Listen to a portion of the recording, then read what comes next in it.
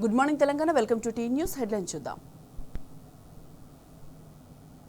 చీకట్లు చీల్చిన వేక్వకు ప్రతిరూపం, దశాబ్దాల వివక్షను దునుమాడిన స్వాభిమానోదం.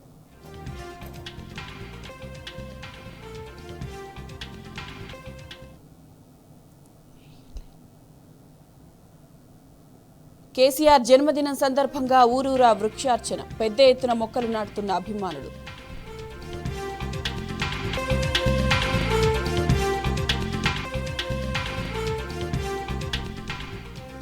అర్ధరాత్రి జీహెచ్ఎంసీ అధికారుల ఓవర్ యాక్షన్, ఫ్లెక్సీలు అక్రమంగా తొలగించడంపై బీఆర్ఎస్ నేతల ఫైర్.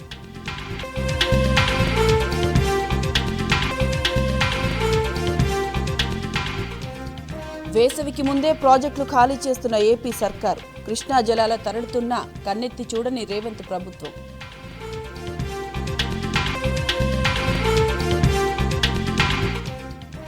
తెలంగాణను హస్తం పార్టీ నిండా ముంచుతోందని కేటీఆర్ ఫైర్, ప్రభుత్వ మౌనంతో రైతులకు అన్యాయం జరుగుతోందని హరీష్ రావు.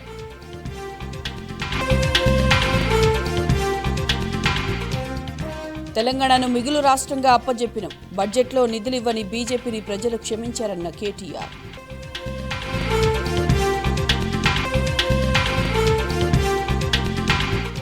ఫిబ్రవరిలోనే ఠారెత్తిస్తున్న ఎండలు, మార్చి 15 నుంచి భారీగా పెరిగే అవకాశం.